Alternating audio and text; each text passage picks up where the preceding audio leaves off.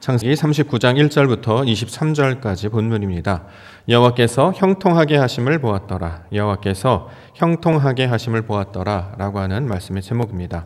오늘 본문에서는 형통에 대하여 말씀하고 있습니다. 2절과 3절에 나와 있습니다. 2절과 3절 여호와께서 요셉과 함께 하심으로 그가 형통한 자가 되어 그의 주인 애굽 사람의 집에 있으니 그의 주인이 여호와께서 그와 함께 하심을 보며 또 여호와께서 그의 범사에 형통하게 하심을 보았다. 이렇게 증거하고 있습니다. 23절에도 형통이 나오는데요. 23절 하반절 이는 여호와께서 요셉과 함께 하심이라 여호와께서 그를 범사에 형통하게 하셨더라. 이렇게 증거하고 있습니다. 형통이라고 하는 단어 총 3번에 걸쳐서 말씀하고 있습니다. 완전한 자, 형통한 자라는 것을 강조하고 있는 말로 우리가 이해할 수 있을 것입니다. 형통하다라고 하는 것이 어떤 의미가 될까요? 우리 성도님이 이렇게 교회에 오시다 보면 여기 옆에 바로 옆집에 대문에 이렇게 글자 보셨습니까? 입춘대길, 만사형통 이렇게 큰 글자로 이렇게 붙여놓은 걸 바라봤습니다. 모든 것이 뜻대로 잘 되면 좋겠다 이런 것이겠죠. 아마 그런 의미로 세상에서 말하는 복이 우리 집에 들어와서 우리가 계획하고 생각하는 모든 것들이 순전히 잘 풀려고 해결될 것을 소망하는 마음으로 그렇게 아마 글을 붙여 놓았을 것입니다. 보통 우리가 알고 있는 형통의 의미가 이제 그런 거죠. 잘 됐으면 좋겠다. 순전히 잘 풀렸으면 좋겠다. 막힌 것들이 좀 뚫리고 어려운 것들이 좀 풀리고 나의 문제가 좀 해결되고 그래서 좀 기쁨과 즐거움이 좀 가득했으면 좋겠다. 이런 말로 형통의 의미로 이제 우리가 이해해 왔습니다. 자, 그런 뜻으로 우리가 생각을 해본다면 요셉이 과연 형통한 자가 맞는가 싶습니다. 왜냐하면 본문에는 요셉을 통해 형통한 자라고 말하고 있는데 그의 삶을 보니까 형통하고는 전혀 거리가 먼 오히려 불행한 모습으로 살고 있었던 자였기 때문입니다. 요셉은 형제들에게 미움을 받았죠. 그래서 애굽에 팔려오게 됐습니다. 또 보디발이라고 하는 집에 살았는데요. 그의 아내에게 모함을 받았습니다. 그래서 치안으로 몰리게 되었던 거죠. 보디발 주인이 그 사실을 보았습니다. 그것이 분명히 오해였음에도 불구하고 요셉을 억울하게 감옥에 가두어 버리게 됩니다. 요셉의 인생에게 있어서는 형통이라는 말과는 어울리지 않을 정도로 뭐 하나 잘 되는 것이 하나도 없었습니다. 억울함과 분함과 고통만이 그의 삶 가운데 가득했던 거죠. 얼마나 힘들고 어려웠는지 시편 105편 17절과 18절에 이렇게 묘사합니다. 그가 한 사람을 앞서 보내셨으며 요셉이 종으로 팔렸도다. 그의 발은 착고를 차고 그의 몸은 쇠사슬에 매었다. 이렇게 얘기합니다. 착고와 쇠사슬에 매인 신분. 자, 이것이 요셉이었습니다. 형통한 자 맞습니까? 어두운 감옥에 갇히는 신세가 되었는데 우리가 생각하는 그런 형통한 자가 맞습니까? 이것이 어떻게 형통의 의미가 될까요? 만약에 요셉이 우리가 생각하는 대로 형통한 죄가 된다라고 하면 미움을 받지 말아야 되겠죠. 채색 옷을 입었으니까 아버지한테 더 사랑받고 형제들보다 더 뛰어난 자가 되어야 할 것입니다. 팔려가지도 말았어야 될 것이고 그가 팔려갔다 할지라도 형들의 잘못이 다 적나라하게 드러나서 형들이 오히려 혼이 나고 자신은 무죄하였음이 드러나야 할 것입니다. 오히려 자신이 피해자였음을 드러나고 자신을 미워했던 형들의 잘못이 드러나서 그들이 벌을 받아야 아마 형통한 모습이 될 것입니다. 자, 유혹을 했던 사람은 요셉이 아니었죠. 보디발의 아내였습니다. 여주인이 진짜 범인이었다라는 거죠. 그래서 자신의 무고가 밝혀지고 오히려 그 여인이 벌을 받게 되어야 형통이다라고 말할 수 있지 않을까요? 억울하게 옥에 갇히는 일이 아니라 그 옥에 갇히는 게 아니라 오히려 당신의 아내 때문에 내가 어려움을 당했으니 보상을 해 주십시오. 배상을 받아야 마땅합니다. 그래야 오히려 형통이라는 말이 어울리지 않을까요? 자, 이러한 뜻으로는 형통을 생각할 수 있는데요. 요셉을 통해서 말씀하시는 특별히 성경에서 말씀하시는 형통은 우리가 그동안 가지고 있던 형통의 내용과 정반대의 내용으로 설명하고 있습니다. 왜냐하면 이러한 상황임에도 불구하고 성경은 그를 형통한 자라고 말하고 있기 때문입니다. 그러면 왜 이렇게 어려운 상황, 버림받고 욕먹고 갇힘에도 불구하고 그를 형통한 자라고 말하는가? 그 이유는 그 근거는 여호와께서 그와 함께 하시기 때문이다. 그것이 바로 형통이다. 이렇게 이야기하고 있습니다. 2절 보면 여호와께서 요셉과 함께 하심으로 그가 형통한 자가 되었다. 3절에 보면 그의 주인이 여호와께서 그와 함께 하심을 보았다. 23절에도 여호와께서 요셉과 함께 하심이라 여호와께서 그를 범사에 형통하게 하셨다.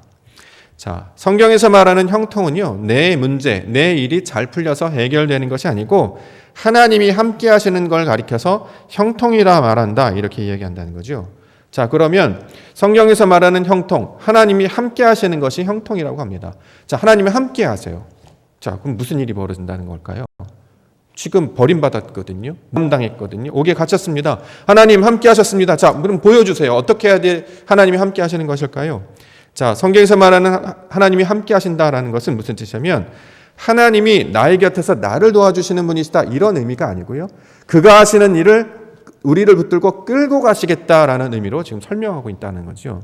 원래 요셉의 아버지가 야곱이었잖아요. 야곱이 이스라엘로 바뀌게 됩니다. 이스라엘, 하나님이 이끌어가다라는 뜻이죠. 자, 그 아들로 오는 자가 요셉이었습니다.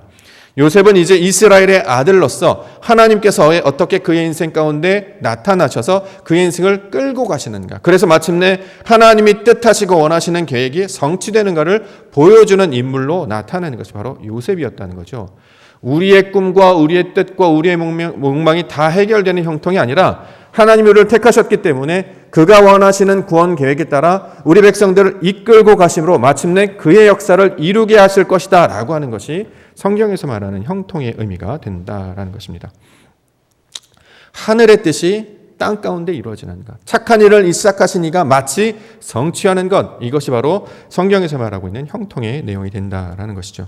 그렇기 때문에 하나님이 말씀하시는 형통, 하나님이 우리와 함께 하시는 형통에는 반드시 고난이라고 하는 것이 반드시 들어가야 된다라고 이야기합니다.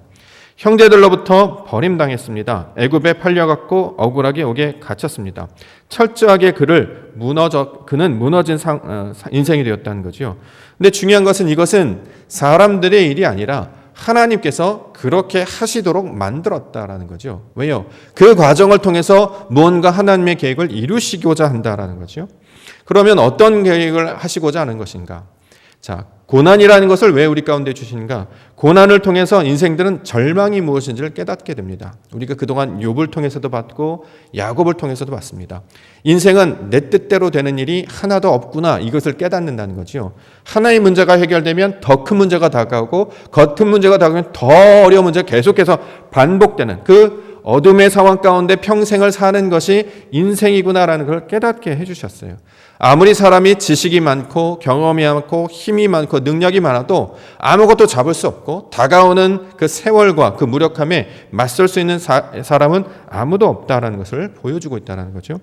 실제로 이 형통이라는 단어를 원어적으로 살펴보면요, 돌발하다라는 뜻을 가지고 있습니다. 세차게 오다, 건너가다, 유익하다라는 뜻을 가지고 있습니다. 우리가 생각하는 게 번영하다 이런 의미가 아니고요, 돌발하다, 세차게 다가오다 또는 건너가다, 결과적으로 유익하게 만든다라는 것을 형통의 의미로 말씀하고 있습니다. 이걸 사람의 관점에서 이해하지 않고 하나님의 관점에서 이야기한다면 어떤 뜻이냐면 하나님이 우리의 인생 가운데 쳐 들어오시는 것입니다. 하나님께서 침노해서 내 인생에 들어오십니다. 그래서 가장 먼저 뭘 하냐면 우리가 가지고 쌓았던 성, 지식, 경험, 가치관, 모든 욕망들을 무너뜨려 보신다는 거죠. 이것이 형통이라는 거예요. 이것이 하나님의 뜻에 맞다, 보시기에 선하다라는 거죠. 죄로 말미암아 인간은 자신의 욕망대로 살 수밖에 없는 존재였는데 그를 구원하시려고 가장 먼저 뭘 하시느냐? 우리 인생 가운데 개입하시고 들어오셔서 가장 먼저 네가 쌓았던 거, 네가 계획했던 걸 철저하게 다 무너뜨리세요. 어떻게 해요? 고난을 통해서요. 그래서 고난을 경험한 자가 비로소 나는 아무것도 못하는구나, 이걸 처절하게 깨닫게 해주신다는 거죠. 이것을 가리켜서 성경에서는 형통이라고 말합니다. 왜요? 하나님이 함께 하시기 위하여, 하나님께서 함께 하심으로 마침내 그의 영광이 무엇인지를 보게 하시려고 역사하시는 모든 과정, 하나님의 일을 이루시리라 라고 하는 것이 바로 형통의 의미가 된다라는 것이죠. 그러므로 형통하게 되었다라는 말을 우리가 함부로 할 수 없습니다. 그것은 어떤 말이냐? 고난당하라는 말이거든요. 성도님, 복받기를 원합니다. 형통하게 되기를 원합니다. 그건 무슨 말입니까? 당신은 이제 무너질 겁니다. 당신은 이제 고난받을 겁니다. 처절하게 하나님 앞에서 깨지실 겁니다. 이 이야기를 한다는 거죠. 세상 사람들이 이 말 듣기 좋아하는 사람이 누가 있습니까? 무너질 겁니다. 절망하게 될 거고요. 버림받게 될 거고요. 욕먹게 될 거고요. 그래서 캄캄한 감옥에 갇히게 될 겁니다. 세상 사람들은 절대 이것을 받아들이지 못하게 된다는 거죠. 오직 누구만 이것을 받아들일 수 있어요? 하나님께서 그것이 무슨 뜻인지를 아는 자들만 이것을 이해하고 받을 수 있게 된다. 이렇게 이야기하고 있습니다. 홍해를 건너가게 해주셨어요. 죽을 뻔했죠. 광야로 인도하셨어요. 죽을 뻔했습니다. 아이고, 저 바다를 한 번도 보지 못했던 저 홍해를 건너게 하시다니 우리를 죽게 하시려는구나. 아무것도 먹을 것이 없는, 마실 것이 없는 광야로 인도하신 걸 보니 우리를 굶어 죽게 하시려는구나 라고 생각하는 것이 애굽의 사람들이었다면, 말씀의 사람들은 이 과정을 통해서 뭔가 하나님이 하시려고 하시는 것이구나 라는 걸 깨닫게 하심으로 이게 다 선을 이루려고 하시는, 그 하나님이 나의 하나님이 되시려고 하는, 그 아버지가 나의 아버지가 되시려고 하는 아버지의 뜻이었구나를 발견케 함으로 마침내 보았습니다 라고 고백할 수 있게 하는 것이 형통, 즉 하나님의 일이 된다라는 것입니다. 신앙이 바로 이것이죠. 신앙생활을 해나갈 때 지지난주부터 우리가 계속 고민하고 있는 게 이거잖아요. 잘 하고 있는 걸까요? 믿음 생활 잘 하고 있는 걸까요? 우리는 신앙생활 잘 하고 있는 걸까요? 제대로 하고 있는 걸까요? 왜냐하면 삶이 나아지지를 않아요. 코로나가 나아지지를 않아요. 1년이 넘게 기도를 했잖아요. 보통 1년 정도 기도하면 목사님들도 성민이 되거든요. 전도사님들도 구해주고요. 반주자님들도 오고, 지휘자도 1년 동안 기도했더니 왔어요. 뭔가 달라져야죠. 1년 동안 기도하셨으면 삶의 문제가 좀 해결돼야 되는 건 아닙니까? 근데 이게 2년이 지났는데, 3년이 지났는데 해결된 기미가 보이진 않아요. 삶은 저 고난 가운데 퍽퍽해지고요.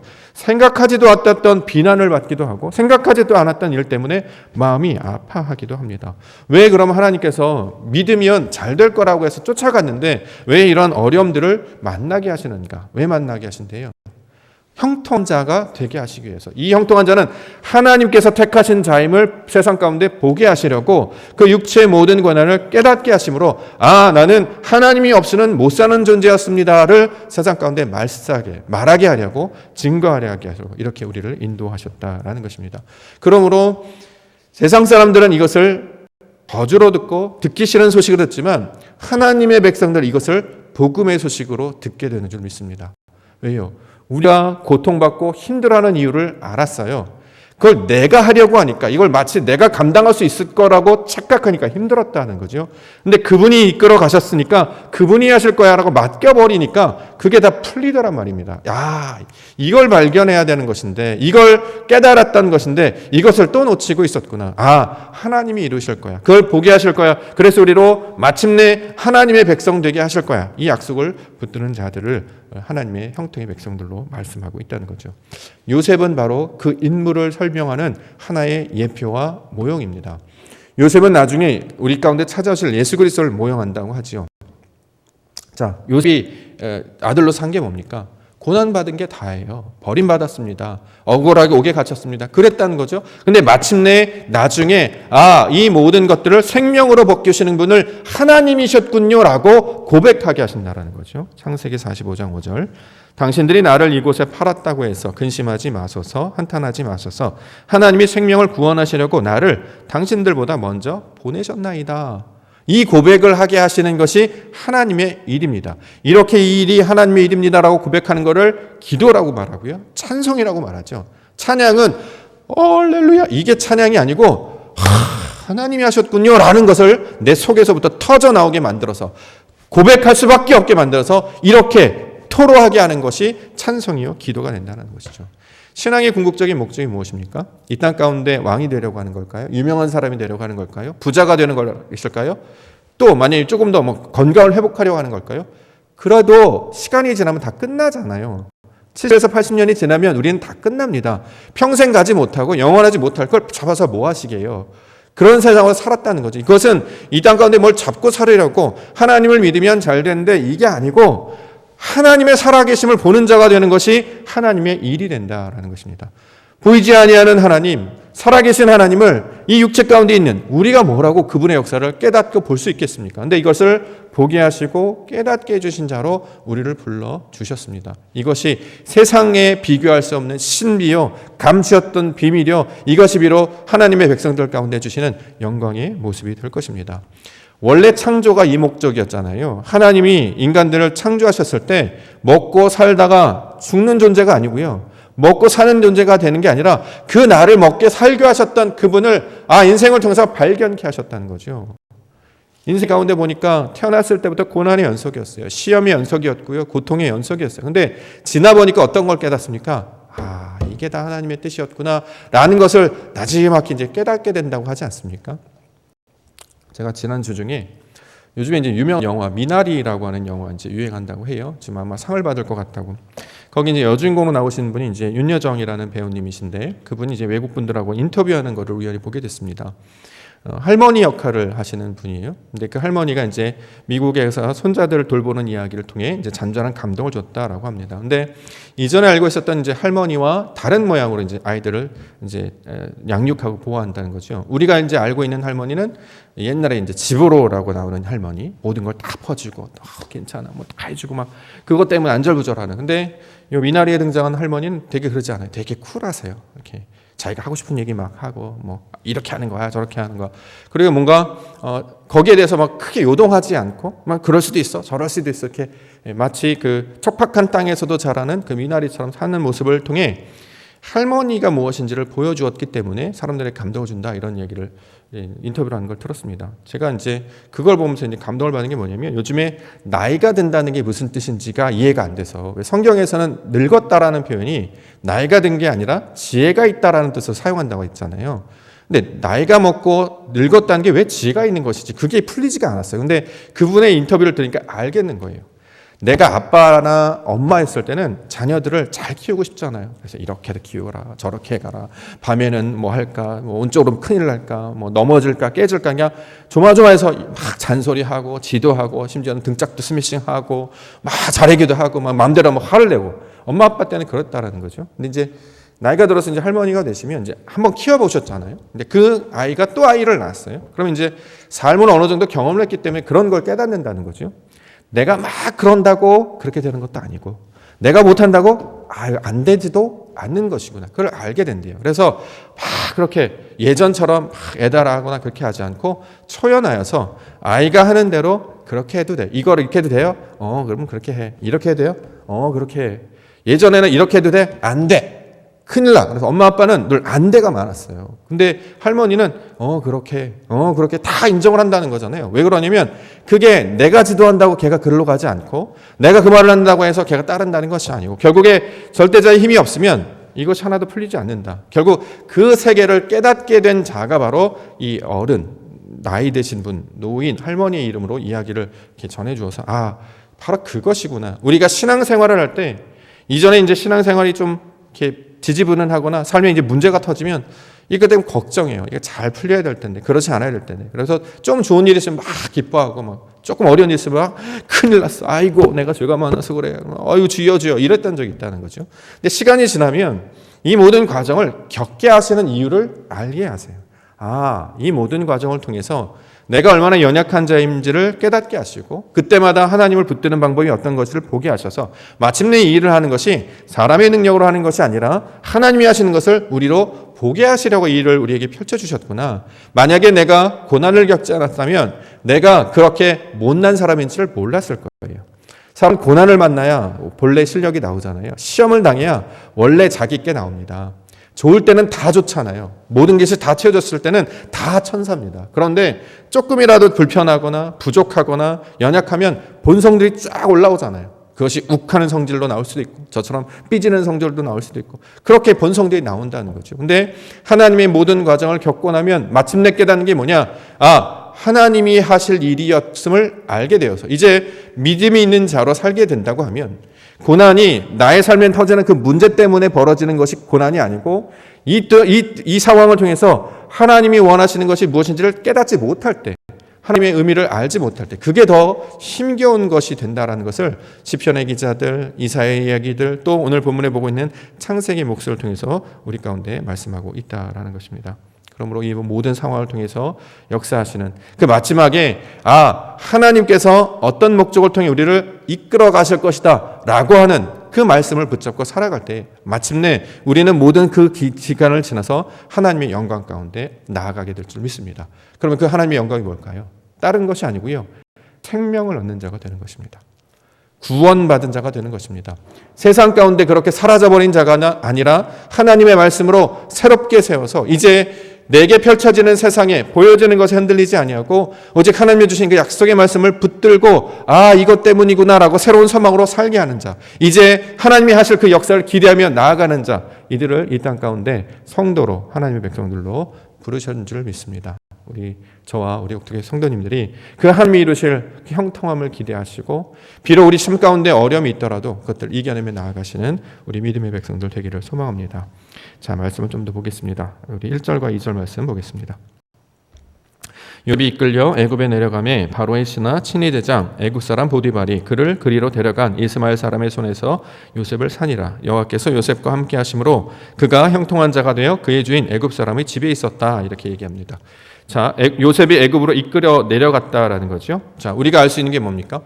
이거 사람이 하는 일 같지만 하나님이 하셨다라고 지금 이것을 우리가 바라보자라는 거죠.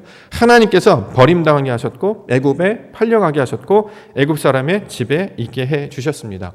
그러면서 깨닫게 하는 것이 무엇이냐면 세상이라고 하는 것이 어떤 것인지.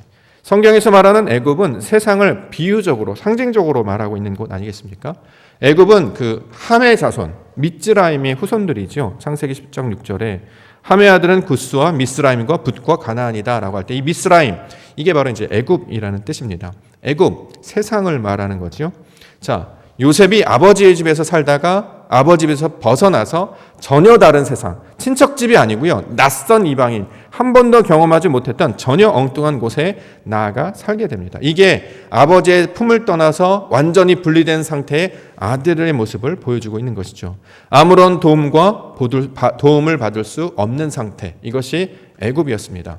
자, 성경에서 이제 결정적으로 아들을 말할 때 우리가 이제 보통 육신의 아들을 말하는 것이 아니라 모양과 형상을 담고 아버지 집에 거하고 아버지의 말을 하고 또 아들을 낳는 자를 가리켜서 아들이라고 말한다고 했잖아요. 지금 요셉이 어떤 상황이냐면 아버지가 없는 상태이기 때문에 지금 현재 뭐가 부족하냐면 아들을 낳을 수가 없는 상태가 되었습니다. 믿음의 열매, 신앙의 열매, 약속을 이어받을 수 없는 상태가 되었어요. 이것을 세상이라고 이야기하고 이것을 애굽이라는 모양으로 설명하고 있는 것이죠. 그의 아버지들은 아브라함은 이삭을 리브가를 데리고 와서 결혼시켰잖아요. 야곱도 밧다람에 가서 레아와 라헬을 만나서 이 결혼을 했습니다. 그런데 요셉은 그런 상황이 되지 못했다는 거죠. 자, 짝을 만나서 한 몸을 이룰 때 아버지 역할로 그들을 만나게 해주셨는데 지금 요셉은 아버지가 없기 때문에 아내를 만날 수 있는 상황도 아니고 더욱이 아들을 낳을 수도 없는 상황이 되었습니다. 그래서 거기를 가리켜서 뭐라고 하느냐? 애굽이라고 말하고요. 특별히 본문에서는 보디발이라고 하는 사람의 이름을 이야기하고 있습니다. 보디발, 본문에 따르면 신하, 친위 대장 이렇게 지금 번역이 되어 있는데요. 원문을 보면 내시, 환관이라는 뜻을 가지고 있습니다. 우리 생각하는 환관의 개념하고 좀 다른데요. 여하튼 비슷한 맥락으로 보면 아들을 낳을 수 없는 자를 가리켜서 이 보디발로 이야기하고 있다는 거죠. 요셉이 애굽으로 나아갔습니다. 아들을 낳을 수 없거든요. 근데 어떤 집에 갔냐면 애를 못 낳는 집에 간 거예요. 자, 이것을 통해서 세상이 바로 이러한 곳이다. 자, 하나님의 법, 아버지의 집을 떠난 상태가 바로 이것이다 라고 지금 이야기하고 있다는 거죠. 자신의 수고, 노력으로는 어떤 열매도 결과도 없는 자. 결코 거기에서는 하나님을 알 수도 없고 그 가치관과 수고로는 하나님의 뜻을 받을 수도 없는 상태. 즉 어둠의 상태, 밤의 상태인 것을 애굽의 내용으로 지금 이야기하고 있습니다. 가장 먼저 하나님의 백성 가운데 경험하게 하시는 것은 무엇이냐면 세상이 얼마나 힘들고 어렵고 고난받는 상태인 것을 가장 먼저 깨닫게 해 주십니다. 그래서 이것이 하나님의 구원 역사의 처음에 시작이 된다는 거죠. 그래서 우리의 믿음 가운데 신앙이 들어오지 않습니까? 그럼 가장 먼저 경험하게 되는 것은 무엇이냐면 은혜와 기쁨과 감동이 아니에요. 물론 우리가 이제 은혜 받았기 때문에 막 눈물을 흘리거나 막 기쁘거나 찬양을 하기도 하는데요. 실제로 신앙이 깊어지게 될 때 정말 하나님을 만났는가 아닌가를 어떻게 알 수 있느냐? 아, 이 세상이 고난이구나. 이 세상이 고통이구나. 이 세상이 밤이구나라는 것을 깨닫게 하신다는 거죠. 어둠의 상태인 것을 가장 먼저 보게 해주세요. 그래서 창세기 1장 1절에 보면 태초에 하나님이 천지를 창조하셨다. 흑암과 공허가 있는 그 상태로부터 시작하잖아요. 창세기 시작이 그렇게 되는 것처럼 우리의 신앙의 모습도 똑같은 모습으로 시작한다라는 거죠. 거기에서는 자기 스스로는 결코 일어설 수 없는 곳이에요. 먹을 양식도 마실 물도 얻을 수 없는 것입니다. 그러면 어떤 결과를 얻어야 되느냐?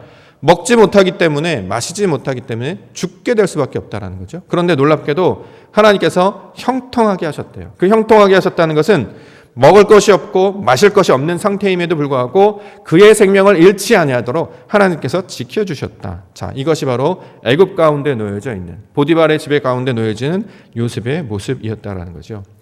요셉의 모형이 바로 예수님을 상징한다라고 이야기했습니다. 예수님께서도 공생애를 시작하셨을 때 가장 먼저 가신 것이 바로 광야였죠. 거기는 물이 없는 곳입니다. 먹을 것이 없는 곳입니다. 40일이나 굶주리셨습니다. 그러나 그는 죽지 않으려 하셨죠. 왜요?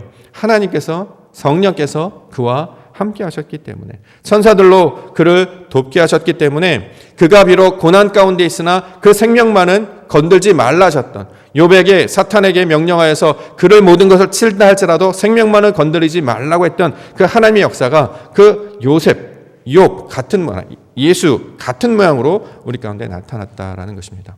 가장 먼저 고난을 당하는 것에 있어서 우리가 놀라지 말아야 된다는 거죠. 신앙은, 인생은 고난의 연속이라고 하잖아요. 이게 반복될 겁니다. 문제가 해결된다고 해도 계속해서 문제가 터질 거예요. 이건 낯선 것이 아니라 그렇게 되어질 겁니다. 어떻게 살아야 되느냐? 세상의 방법대로 살아가면 휩쓸려서 살다가 죽는 인생이 되나? 이것을 통해서 말씀하시는 그 하나님의 뜻을 발견케 하는 자들이 하나님의 거룩한 자들이다. 이것을 이루려고 하시려고 창조하셨다라는 것을 우리 가운데 깨닫게 해주셨습니다. 그러므로 교회가 소망이 되고 빛이 된다라는 거지요. 왜요? 세상에선 알 수 없는 모습들을 우리 교회가 하나님께서 말씀으로 성도들에게 맡겨주셨기 때문입니다. 그러므로 고난받는 자, 이것이 하나님의 증거가 될 수 있어요. 왜 고난을 받게 되죠? 이전 같았으면 그런 걸 때 우리가 힘겨워하고 이것에 대해서 막 아파하고 뭐 일탈하고 막 그렇게 되지 않겠습니까? 그런데 오늘 요셉의 모습을 가만히 보면 요셉은 전혀 그런 모습이 나타나지 않아요. 팔려갔음에도 불구하고, 보디발의 집에 감에 불구하고 아무런 반응도, 그의 거부감도 나타나고 있지 않다라는 거죠. 왜 그렇게 하느냐? 마치 마가복음에서 예수께서 40일 동안 시험을 받으셨을 때 그저 그것을 순종하여 그대로 견뎌내셨던 것처럼 인생 또한 그런 상황 가운데, 그 어둠과 그 고난 가운데 있는 것을 깨닫게 하시고 마침내 그 고난의 장소에서, 그 어둠의 장소에서 빛을 보내주셔서 구원하내시라는 하나님의 사역을 보여주시기 위한 장치로 마련해 주셨다라는 것입니다. 두 번째로는 형통하심을 보게 하신다, 이렇게 이야기하는데요. 3절부터 6절 말씀 보도록 하겠습니다. 그의 주니 여호와께서 그와 함께 하심을 보며 또 여호와께서 그의 범사에 형통하게 하심을 보았더라. 요셉이 그의 주인에게 은혜를 입어 섬김에 그가 요셉을 가정총무로 삼고 자기의 소유를 다 그의 손에 위탁하니 그가 요셉에게 자기의 집과 그의 모든 소유물을 주관하게 한 때부터 여호와께서 요셉을 위하여 그 애굽 사람의 집에 복을 내리심으로 여호와의 복이 그의 집과 밭에 있는 모든 소유에 미친지라. 주인이 그의 소유를 다 요셉의 손에 위탁하고 자기가 먹는 음식 외에는 간섭하지 아니하였더라. 요셉은 용모가 빼어나고 아름다웠더라. 자, 여기서 이제 형통하게 되었다라더니 여기서 이제 그 보디발의 집이 예를 들어서 뭐 재물이 늘어났다든가 부자가 됐다든가 이쪽으로 우리가 그동안 이제 초점을 맞춰놨는데 그런 초점을 우리가 보려고 하는 것이 아니고요. 여기서 놀라운 장면이 뭐냐면 보디발은 이방인이었잖아요. 애굽 사람이었습니다. 그런데 어떻게 여호와를 보았을까요? 너무 신기하지 않습니까? 여호와께서 그와 함께 하시면 보았다라고 기록을 해놨어요. 아니, 하나님 알지 못하는 사람이 어떻게 하나님이 함께한 자인지 알 수 있었을까? 더군다나 여호와께서 그의 범사에 형통하게 하심을 보았다, 이렇게 얘기해요. 여기 더군다나 애굽 땅 아닙니까? 보통 당시에는 뭐 지역 신 이렇게 해서 이스라엘은 이스라엘 신이 있고 애굽은 애굽 신이 따로 있어서 이게 넘나들지 못한다. 이게 이제 애굽 사람들의 사고 방식이었거든요. 그런데 여호와께서 그와 함께 하신다. 자신의 집에 있는 그 하인과 함께 하신다는 걸 보았다, 이렇게 기록하고 있다는 거죠. 자, 이게 무슨 의미냐? 어떻게 이방인이 하나님이 함께 하심을, 그가 하는 일에 형통하심을 보게 되었는가? 그것이 이제 이해가 되지 않았는데 본문에 따르면 한 힌트를 우리 가운데 설명하고 있습니다. 그게 뭐냐면 요셉의 용모에 관한 이야기를 하고 있습니다. 6절 하반절에 보면 요셉은 용모가 빼어나고 아름다웠다, 이렇게 기록하고 있죠. 그래서 이 용모가 빼어나고 아름다웠다라는 것 때문에 보디발의 아내가 유혹했다, 이제 사람들 방법으로 이렇게 해석해서 이상한 길로 나아가잖아요. 절대 그런 뜻이 아닙니다. 요셉이 용모가 빼어나고 아름답다라고 하는 것은 하나님이 보시는 관점이었다라는 거죠. 여기서 이제 아름답다라고 하는 단어 이전에 살펴봤는데 예쁘다 할 때 드는 단어 야페를 사용합니다. 야페, 사라가 야페였죠. 라헬이 야페, 예쁘다, 뷰티풀이라는 뜻입니다. 프리티라는 뜻입니다. 정말 보기에 예쁜 것을 말합니다. 다말이나 수넴 여자 아비삭이 바로 예쁜 자였죠. 근데 본문에서 특이하게 남자 요셉에게 예쁘다 그 말을 사용하고 있습니다. 왜 그러느냐? 하나님의 관점으로 이걸 해석하면 이 예쁘고 아름답다는 언제 사용하느냐? 구속받은 백성에게 사용하는 이름이었다는 거죠. 종의 신분이었는데, 그렇게 처절하게 낮은 신분이었는데 하나님의 은혜를 받아서 구원받은 백성들을 가리킬 때 뭐라고 하느냐? 아름답다 이렇게 사용하는데 그 말을 지금 요셉에게 사용하고 있습니다. 스가랴서 9장 16절부터 17절 이 날에 그들의 하나님 여호와께서 그들을 자기 백성의 양떼같이 구원하시리니 그들이 왕건의 보석같이 여호와의 땅에 빛나리로다.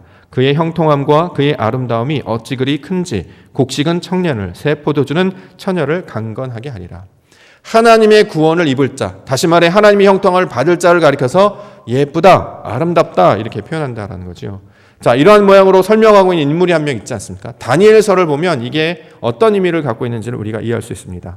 다니엘이 바벨론으로 끌려갔어요. 그래서 뜻을 정해서 왕의 음식과 그가 마시는 포도주로 자기를 더럽히지 않겠다 이렇게 얘기했습니다. 자, 그 뜻을 환관장에게 구했죠. 그랬더니 어떻게 됐습니까? 얼굴이 초췌해지거나 수척해진 것이 아니라 얼굴이 오히려 괜찮았다 이렇게 얘기하죠. 다니엘서 1장 15절 열흘 후에 그들의 얼굴이 더욱 아름답고 살이 더욱 윤택하여 왕의 음식을 먹는 다른 소년들보다 더 좋아 보였다 이렇게 기록하고 있습니다.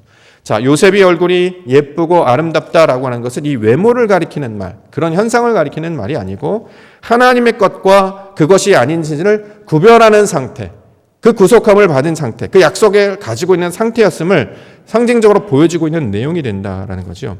요셉은 하나님의 것, 이거 하나님의 이름을 아는 자였다라는 거죠. 그 증거가 바로 그 다음에 있는 보디발의 아내가 유혹하는 장면에서 나오고 있습니다. 보디발의 아내가 어찌된 일인지 이 요셉을 자꾸 유혹해요. 그런데 요셉이 여기에 넘어가지 않았습니다. 그 이유는 무엇이냐? 하나님 때문이다 이렇게 얘기했다는 거죠. 9절 이 집에는 나보다 큰 이가 없으며 주인이 아무것도 내게 금하지 아니하였어도 금한 것은 당신뿐이니 당신은 그의 아내임이라. 그런즉 내가 어찌 이 큰 악을 행하여 하나님께 죄를 지으리이다. 자, 애굽으로 넘어왔습니다. 그러면 세상에 맞춰서 살게 되잖아요. 우리가 보통 좋은 게 좋은 거야. 다 거기에 맞춰 살아. 먹고 살려면 어쩔 수 없어. 거기 다 그렇게 살아. 이렇게 되잖아요. 그런데 요셉은 그런 방법으로 살지 않았다라는 거죠. 여기서 보디발의 아내가 유혹하는 장면은 어떤 의미로 지금 우리 가운데 주냐면 당시 사람들이 자녀가 없으면 어떤 방식을 취했습니까? 다른 방법을 통해서 자녀를 얻었어요. 그렇죠? 예전에 아브라함이 이제 아이가 없었을 때 이스마엘을 낳았던 게 바로 그런 방식이잖아요. 그게 원래 당대에 유행했던 세상의 방식이었습니다. 아이가 없네? 어떻게? 다른 여자를 통해서 아이를 낳아. 아이를 주신다고 했으니 아이를 낳아. 이게 원래 세상 방법이었죠. 근데 하나님의 방법은 그런 사람의 방법으로 하지 않고 약속의 말씀을 붙들고 태어난 아들 이삭을 주셨단 말이죠. 자, 근데 지금 이 애굽은 어떤 모양입니까? 남자가 아이를 못 가지니까 여자가 다른 방법을 취해서 아이를 낳으려고 시도하는 거예요. 즉 자신의 생각과 의지와 경험을 통해서 열매를 거두려고 한다는 거죠. 이것을 상징적으로 보여주는 모양이 바로 보디발의 아내가 되는 것입니다. 나와 함께 하여서 아들을 낳자. 이게 바로 원래 보디발 아내의 목적이었습니다. 아들 낳으면 권력도 가질 수 있어. 피할 수도 있어. 명예도 가질 수 있어. 어쩌면 주인에게 칭찬받을 수도 있어. 왜냐하면 그 집안은 후손이 없기 때문이죠. 아들을 낳아줬으니까 바로 그것이 명예일 수도 있고 재산일 수도 있고 이렇게 되지 않겠습니까? 여기는 다 이렇게 살아 이렇게 얘기한다는 거죠. 그런데 요셉은 그렇게 하지 않았습니다. 오히려 하나님께 죄를 지을 수 없습니다 라고 하면서 그 자리를 벗어났다라는 거죠. 그래서 이 보디발의 아내는 나중에 잠언에 등장하는 음녀에 관한 비유로 설명하고 있는 것입니다. 말로 호리는 이방 여인을 가리켜서 바로 이러한 모양으로 설명하고 있다는 거죠. 지혜는 현숙한 여인이에요. 그런데 간계는 이방 여인, 가늠한 여인처럼 이렇게 우리를 유혹한다라는 것입니다.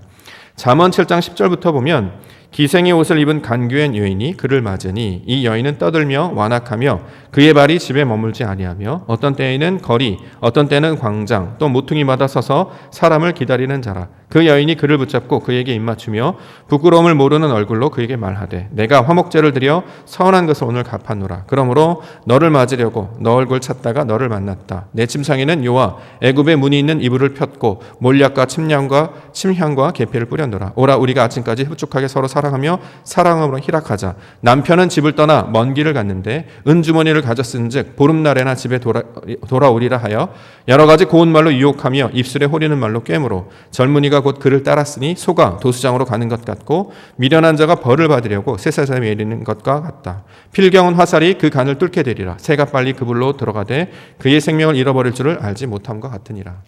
자, 이게 보디발 아내, 그러니까 주인이 없다, 남편이 없으니 나하고 하자, 세상의 방법으로 하자, 너의 지혜를 해라, 너의 욕망도 보암직도 하고 지혜롭게 탐색을 하고 너의 욕망을 따서 해, 그게 맞는 방법이야 라고 꼬신다는 거죠. 이것이 간교의 말, 이방 여인의 말로 음료로 가늠한 여인을 좀 설명하고 있습니다. 그런데 이것을 요셉이 단호하게 거부했다라는 거죠.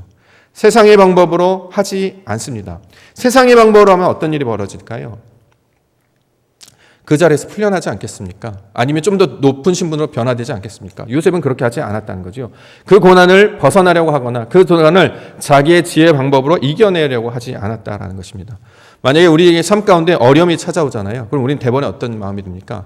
나를 들게 한 저 사람을 부셔야 돼. 내가 도전해야 돼. 대적해야 돼. 그래서 이 상황을 극복하려고 이런 마음을 묻잖아요. 그런데 성경은 그런 것은 세상의 방법이라는 거죠. 하나님의 방법은 직접 맞대응하는 것이 아니고 하나님을 의지하는 것이, 그의 말씀을 붙잡는 것이 하나님의 방법이다. 이렇게 이야기하고 있습니다. 내 뜻대로 할 때 이것을 성경에서는 가늠한 자 이렇게 얘기합니다. 주인이 없으니, 주인이 멀리 있으니, 하나님이 이스라엘 땅에 있으니 너의 주인이 보이지 않으니 너의 방법대로 하라. 그래서 이 고통을 이겨내봐. 그래서 사역하고 너의 방식대로 이걸 극복해봐. 이렇게 요청한다는 거죠. 그런데 요셉은 그렇게 하지 않습니다. 왜요? 하나님께서 뜻을 이루는 자로 인도해 주셨기 때문입니다. 그러므로 하나님께서 형통하게 하시는 자는 삶 가운데 어떤 걸 하냐면 고난을 받게 됩니다. 어떤 고난이냐면 내 뜻대로 하지 않기 때문에 힘이 된다는 거죠. 세상에서 나타난 그 고난을 그냥 있는 그대로 받아들입니다. 왜요? 말씀을 지키기 위해서죠. 믿음을 지키기 위해서죠. 그래서 내 뜻대로 하지 않겠습니까? 하나님의 뜻대로 하겠습니다. 오직 하나님께서 하시는 것 가운데 순종하겠습니다. 이 모든 고난을 통해서 나의 연약함을 발견하겠습니다. 이렇게 얘기합니다. 우리가 이제 보통 기도할 때 나를 힘들게 하는 사람이 있다면 그런 얘기 하잖아요. 저 사람을 혼내주십시오. 이 맞습니까? 하나님께서 우리가 잘못한 걸 깨닫게 해주시기로 해서 코치를 보내주시고 조교를 보내주셨는데 그 조교를 딴 데로 보내버리세요. 그 코치를 없애주세요. 아니 너가 지금 잘못하고 있기 때문에 가르쳐 주려고 하는데 너는 왜 그렇게 감당을 해? 네가 학기라고 좀 준 거야. 이렇게 얘기한다는 거죠. 고난이 우리 가운데 찾아온 것은 네가 연약한 자임을 깨달으라고 주는 거야. 그거 봐. 네가 능력대로 못하잖아. 네 스스로 감당하지 못하잖아. 그래서 너는 연약한 점을 알아야 해. 하나님의 도우심 필요한 점을 깨달아야 돼. 자, 이것을 우리 가운데 가르쳐주고 있다라는 거죠. 자, 그런 자가 결국에는 말씀을 붙잡고 믿음을 열매로 얻게 된다라는 것입니다. 로마서 8장 16절과 17절 성령이 친히 우리의 영과 더불어 우리가 하나님의 자녀인 것을 증언하시나니 자녀이면 또한 상속자 곧 하나님의 상속자요 그리스도와 함께한 상속자니 우리가 그와 함께 영광을 받기 위하여 고난도 함께 받아야 할 것이다 이야기하고 있습니다. 빌립보서 1장 29절부터 30절 그리스도를 위하여 너에게 은혜를 주신 것은 다만 그를 믿을 뿐 아니라 또한 그를 위하여 고난도 받게 하려 하심이라. 너희에게도 그와 같은 싸움이 있으니 너희가 내 안에서 본 바요 이제도 내 안에서 듣는 바니라. 그리스도 고난, 세상 사람들이 말하는 고난, 나를 힘들게 하는 것에서 나타나는 고통이 아니고요. 내 방법대로 하지 않기 때문에 힘든 거예요. 원래 나의 육신은 내 생각은 이전에 익한 방법들이 있잖아요. 사람을 누구한테 부탁한다거나 아니면 무언가를 조정한다거나 뭔 얘기해서 힘을 발휘해서 이걸 상황을 극복하려 한다는 거죠. 근데 그렇게 하지 않아요. 하나님의 뜻을 받고 이것을 받아내는 것. 자, 이것이 바로 하나님의 뜻으로 이해하고 있는 것입니다. 이 모든 과정을 겪어야 비로소 무엇을 깨닫느냐? 하나님께서 내려주시는 것이 결국에 은혜였구나. 나를 다스리시는 하나님의 뜻이었구나를 깨닫게 하신다라는 것입니다. 21절부터 여호와께서 요셉과 함께 하시고 그에게 인자를 더하사 간수장에게 은혜를 받게 하심에 간수장이 옥중 죄수를 다 요셉의 손에 맡김으로 그 재반 사물을 요셉이 처리하고 간수장 그의 손에 맡긴 것을 무엇이든지 살펴보지 아니하였으니 이는 여호와께서 요셉과 함께 하심이라. 여호와께서 그를 범사에 형통하게 하셨다. 이렇게 이야기합니다. 보디발에게서도 은혜를 받았습니다. 내가 지은 것이 진짜 죄가 아님을 하나님께서는 알고 계셨다는 거죠. 간수장에게도 은혜를 받았습니다. 만약에 이것이 하나님이 미워하는 죄였다면 죽었어야 되겠죠. 그런데 하나님은 죽음 가운데 내몰지 아니하시고 그 가운데서도 감옥으로, 그 가운데서도 은혜를 베푸셔서 죽는 자가 아니라 산 자들로 우리 가운데 보여주고 있다라는 것입니다. 그러므로 자신의 뜻을 이루려고 하는 자들은 원망하거나 불평하거나 저주를 하지만 하나님의 뜻을 받아들인 자는 이것이 하나님의 뜻임을 알고 순전히 기쁨으로 이것들을 받아들이게 된다라는 것입니다. 우리는 나의 생각과 다르거나 내가 원하는 방식과 다르면 원망해요. 불평해요. 왜 그렇죠? 세상 사람이기 때문에 그래요. 세상 사람이라는 게 무슨 뜻입니까? 이게 하나님의 뜻인지 모른다라는 거죠. 우리가 싫은 소리 듣는 거 싫어하잖아요. 그렇죠? 매드는 거 싫어하잖아요. 근데 왜 그렇게 하죠? 안 고쳐지니까. 고난이 그런 모양으로 우리 가운데 가르쳐 주신다는 거죠. 삶의 고난을 통해서 깨닫게 하시는 것은 우리를 흔들려는 게 아니라 그게 나의 진짜 모습인 것을 이 고난을 겪어야만 알 수 있기 때문입니다. 자, 이것을 하나님께서는 말씀하고 있습니다. 자, 결국에 요셉은 자신의 방법을 동원하지 않고 여기에 순종하는 모습으로 잠잠히 나아갑니다. 결국에 이것이 그리스도 예수를 가리키는 말로 설명하고 있는 것이죠. 앞으로 오실 메시아는 이 땅 가운데 왕으로 오셨고 메시아로 오셨지만 그의 목소리를 내지 않았습니다. 체제에 도전하거나 질서에 도전하거나 그거에 반항하지 않았어요. 그 모든 과정들을 몸으로 다 겪어내셨다는 거죠. 왜요? 하나님이 하실 거를 기대하기 때문에. 내가 이 땅 가운데 나온 것은 나를 훈련하시고 나를 다스리셔서 온전케 하시는 하나님의 뜻이 계심을 믿기 때문에 그것을 순종함으로 감당하셨다라는 것입니다. 그러므로 이 성경에서 말하는 형통이라고 하는 것, 우리에게 펼쳐주시는 모든 상황이 하나님의 뜻으로 펼쳐갈 것이기 때문에 내 자아를 깨지게 하는 과정으로 설명하고 있는 것을 혈통의 의미로 이야기하고 있음을 우리는 깨달아야 할 것입니다. 이게 진짜 하나님께서 하시는 형통의 의미가 되는 것이죠. 그럼 우리에게 적용을 해봅시다. 우리 신앙은 잘 하고 있습니까? 우리는 잘 감당하고 있습니까? 예배할 때마다 내가 또 부족했구나. 내가 또 이것들이 부족했구나. 연약했구나. 이걸 깨닫게 하시잖아요. 이게 고난 가운데 있고 고통 가운데 있는 것이 하나님의 뜻임을 발견하는 자가 바로 하나님이 하시는 일의 증거가 된다는 거죠. 그래서 그런 사람들이 고백을 뭘 하냐면 내가 오직 붙들어야 될 것은 십자가입니다 라고 고백하는 것이 하나님이 하시는 형통의 내용이 되는 것입니다. 우리로 하나님과 떠나서 분리된 자로 잘 살게 하는 게 아니라 하나님이 없이는 못 사는 자로 만드시려고 그 옛습관, 애굽의 모습을 다 털어버리시려고 우리를 그곳에 끌어내시려고 고난을 주시는 분이 하나님의 뜻이었다라는 거죠. 그런 걸 깨닫고 거기서부터 나와서 하나님의 뜻을 쫓아가는 자가 되어야 됩니다. 그게 바로 신앙의 연륜이고 하나님이 우리를 진리로 인도하시는 목적이 되기 때문입니다. 그런데 말씀을 들어도 계속 그 원래 상태에 머물러 있어요. 왜요?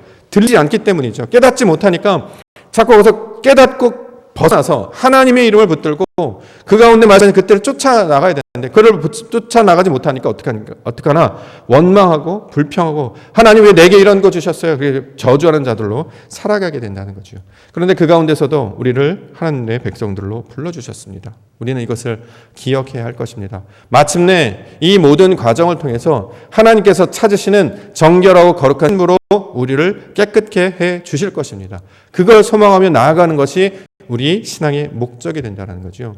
예배를 드릴 때마다 우리가 깨달을 수 있는 건 내 흠이 무엇이었는가, 내 허물이 무엇이었는가, 내 연약함이 무엇이었는가를 계속 발견해내는 거예요. 그렇게 되면 어떻게 해요? 죄가 더한 것에 은혜로 부어주시는 하나님의 은혜를 더 크게 깨닫게 된다는 거죠. 그러니 감사가 나오고 찬송이 나올 수밖에 없지 않겠습니까? 우리의 신앙의 고백은 바로 이러한 모양이 되어야 할 것입니다. 여호와께서 형통하게 하심을 바라보는 믿음의 백성들이 되기를 원합니다. 제가 제 얘기를 간단히 드리면 제가 이전에 사역했던 곳에서 엄청 힘들게 보냈던 사역지가 있었습니다. 그때 정말 목회자를 왜 부르셨는가 회의감이 들 정도로 너무 고통스럽고 굉장히 힘들었던, 참 많이 울고 참 많이 기도했던 그런 시간들이었습니다. 근데 나중에 지나 보니까요, 그런 생각이 들더라고요. 아, 나도 똑같은 욕망을 갖고 있었던 사람인 것을 보게 하시려고 그것 가운데 두셨구나, 이것을 깨닫게 해주셨어요. 당시에는 그것이 되게 부당하다고 생각했고 불편하다고 생각했고 잘못됐다고 생각했습니다. 그래서 저항해야 되나, 이것을 막 대항해야 되나, 이런 생각도 했죠. 그러나 그때마다 기도하라고 하시나 보다, 그래서 더 새벽 예배 안 빠지고 더 기도하고 그랬던 기억이 나는데요, 지금 정도 지나 보니까 그런 생각이 들더라고요. 하나님께서 그런 과정을 겪게 하시지 않았다면 내가 가지고 있는 것이 욕망이었음을 몰랐을 것 같아요. 우리 사람들은 그런 생각하잖아요. 내가 생각하면 다 옳다라고 생각하잖아요. 그런데 그것은 하나님의 뜻을 나타내는 것이 아니라 그냥 자기 욕심을 채려고 했던 것임을 알게 하신다는 거죠. 그 단적인 예가요, 그 교회에서 제가 중고등부 사역을 시작했습니다. 중고등부 사역을 해서 가장 먼저 한 사역이 뭐냐면 동계수련회였어요. 처음 맡은 중고등부, 처음 맡은 동계수련회. 그때 이제 강도에서 목사 막 됐기 때문에 얼마나 뜨거웠을까요? 잘해보고 싶었거든요. 내 모든 역량과 내 모든 노력과 이런 거 보여주리라. 그래서 막 프로그램도 많이 짜고 막 명찰도 다 하고 막 열심히 준비를 했습니다. 그런데 어떤 일이 벌어졌냐면 이제 프로그램을 시작했어요. 그래서 가장 먼저 그때 가장 유행했던 프로그램이 뭐냐면 런닝맨. 요즘도 뭐 텔레비 나옵니다만 아이들이 프로를 좋아하니까 우리도 그거 해보자. 그래서 즐겁게 프로그램을 진행하려고 시작을 하려고 했어요. 근데 자, 이제 게임도 많이 준비했고 뭐 재밌는 거 많이 준비했으니까 이거 해보자라고 해서 시작했는데요. 시작하자 한 10분 지났을까요? 갑자기 여자아이가 다리가 부러져 갖고 온 거예요. 뭐인가 보니까 계단에서 여기 높지도 않거든요. 그러니까 한 칸 말고 두 칸인데 하나 둘이니까 이제 얘가 두 개가 남았으니까 그냥 점프를 했던 거죠. 누가 자기를 막 잡으러 오니까 이렇게 딱 뛰었어요. 근데 딱 착지했는데 다치려고 하니까 그것도 다치더라고요. 그러니까 다리가 떡 나가지고 다리가 부러졌습니다. 그러니까 금이 쫙 간 거죠. 다리가 이렇게 퉁퉁 분 거예요. 제가 이제 지하실에 있다 올랐는데 애가 그렇게 돼가지고 너무 놀랬죠. 그래서 이제 급하게 이제 가까운 이제 중대병원에 가서 응급실에 가서 막 치료하는데, 문제는 뭐냐면 동계수련회였기 때문에 낮에 선생님들이 안 계셨어요. 선생님들이 다 일을 하셨기 때문에 저녁 때 오시니까 낮에는 제가 다 이걸 감당해야 되는 상황이었거든요. 아무도 없었기 때문에 프로그램을 이제 이거 연맹 끝나면 다른 것도 하고 막 이제 순서대로 있었는데 하나도 못 하고 그 이제 아이 이제 치료하는 것 때문에 응급실 가서 뭐 주사 맞고 깁스하고 돌아오기까지, 아니 그래서 그 모든 과정 다 하고 교회에 오니까 8시쯤 됐던 것 같아요. 그러니까 2시부터 시작했으니까 한 6시간을 이제 방치한 거죠. 아이들한테 이제 전화해서 우리 아이가 이렇게 다쳤어. 큰일 났으니까 미안하다. 너네들끼리 좀 시간을 좀 지켜야 되겠다. 선생님들도 없어가지고 그냥 너네들끼리 하고 싶은 거 해. 그래서 집에 돌아왔죠. 교회에 돌아왔죠. 그래서 뭘 했냐면 이제 바로 예배 시간이니까 집회 시간이에요. 프로그램은 하나도 못했네. 그런데 이제 우리가 예배하자. 근데 애들이 뭐냐고 하면 프로그램이 없으니까 심심하잖아요. 그러니까 자기네들끼리 이따가 쭈삣쭈삣거리다가 조금씩 뭐 하고 놀까 하다가 서로 이렇게 모여가지고 게임을 하기 시작을 했나 봐요. 원래 애들이 이렇게 모아만 놓으면 잘 놀잖아요. 그래서 원래 사이도 좀 서먹서먹하고 대면대면 했던 애들이 너무 심심하니까 아무것도 안 시키니까 뭐 이렇게 한두 명 이렇게 모아서 뭐 할까 하는데 거기에 또 모이고 그래서 전체적으로 아이들이 막 신나게 놀고 있었다는 거예요. 그러니까 저녁 때 보니까 아이들이 너무 친해졌어요. 기도를 이제 하는데 우리 아이가 다쳤으니까 기도하자는데 아이들이 막 자기 일처럼 여기면서 막 계속 기도하고, 그때 프로그램 진행하지 못해가지고 내가 되게 안타까워 있는데 괜찮다고, 프로그램 하나도 안 한 게 오히려 우리에게 복이 됐다고 이러면서 목사님 하고 싶은 거 다 됐으니까 걱정하지 말라. 그러면서 내가 준비한 프로그램은 하나도 못했기 때문에 망했는데요. 하나님께서 그 아이들 마음을 만져주셔가지고 참 뜨겁게 기도했던 기억들이 납니다. 그게 저한테는 큰 이제 경험이었거든요. 내가 내 것으로 살아가지 않고 그렇게 힘든 과정을 보게 하셨어요. 그래서 뭘 깨닫게 하시냐면 이거 하나님이 하시는 일이구나. 그걸 보게 하시려고 나를 이런 가운데 갔구나. 왜 하나님, 목사가 처음 돼가지고 첫 번 사역에 이렇게 아이가 다치면 다음부터 수련을 어떻게 합니까? 막 서로 원망하기도 하고 막 그랬는데, 나중에 결국에 보니까 그 아이들의 마음을 빠르게 만지시고 함께 하나가 되게 하시라는 하나님의 뜻이 있었구나라는 것을 발견하게 되면서 큰 은혜를 받았던 경험이 있습니다. 인생도 좀 비슷한 것 같아요. 내 생각과 뜻으로 열심히 살아가려고 했으나 그렇게 되지 않았습니다. 근데 돌아보니까 이게 다 하나님의 빅피처였다는 거죠. 큰 그림이었음을 깨닫게 됩니다. 근데 이걸 가리켜 뭐라 하냐? 형통하다 이렇게 얘기해요. 왜요? 하나님이 이끌어가는 자이기 때문에. 그래서 그들을 가리켜서 이스라엘 이렇게 부릅니다. 그 이스라엘로 저와 우리 성도 여러분들 부르신 줄 믿습니다. 삶의 고난과 어려움이 있더라도요, 당황하거나 두려워하지 마십시오. 하나님께서 역사하실 줄 믿습니다. 그 역사는요, 하나님의 영광을 보게 되는 것입니다. 우리 간절히 바라고 원하는 그 은혜를 우리로 직접 목격하게 해주셔서 마침내 영생을 얻게 하시려는 것이 하나님의 뜻이었음을 성경을 통해서 말씀하고 있습니다. 지금 우리가 코로나 상황을 겪고 있지만 이것 또한 하나님께서 합력하여 선을 이루게 해주실 줄 믿습니다. 그 상황, 우리가 잠잠히 순종하여서, 네, 코로나니까 온라인 하세요. 네, 모이세요. 네, 모이지 마세요. 네, 대항하거나 저항하거나 소리 높이지 않습니다. 다 맞춰서 해요. 왜요? 하나님이 하실 거잖아요. 그것 가운데 그 영광이 무엇인가를 찾는 일, 바로 이것을 우리 생명 대신 우리 교회 가운데 주신 사명이라고 생각합니다. 우리 남은 시간 동안 하나님이 하실 일들을 기억하면서 내 모든 것들이 무너지게 하시고 하나님의 일들로 세우시는 그 하나님을 기대하게 하여 주시옵소서. 그래서 이전에 옛사람의 모습이 아니라 새로운 피조물로 살게 하시는 그 하나님을 기대하며 살아가시는 우리 믿음의 성도님들과 옥토교회가 되기를 주님의 이름으로 간절히 축원합니다. 기도하겠습니다. 거룩하신 하나님, 말씀을 통해 은혜 주시니 감사합니다. 형통이란 내 뜻이 이루어지는 것이 아니라 아버지 뜻이 이루어지는 것이었습니다. 우리가 세상 가운데 잘나고 멋지게 사는 것이 아니라 내 모든 육신의 소욕이 십자가에 무너지고 하나님의 영광으로 다시 사는 것이었습니다. 옛사람의 영광과 내 도성으로 살아가는 것이 아니라 하나님이 지으실 새 사람과 아버지께서 거하실 성전의 모습으로 살아가는 것이었습니다. 이것들을 붙들고 살아가는 자들 되게 하옵소서. 그 가운데 옥토교회를 세워주셨사오니 하나님이 뜻하신 바 이 땅 가운데 이루어지게 하시고 잠잠히 그것을 순종하며 믿음으로 간구하는 자들로 아버지의 영광 바라보게 하여 주시옵소서. 거룩하신 예수님의 이름으로 간절히 기도 올려옵나이다.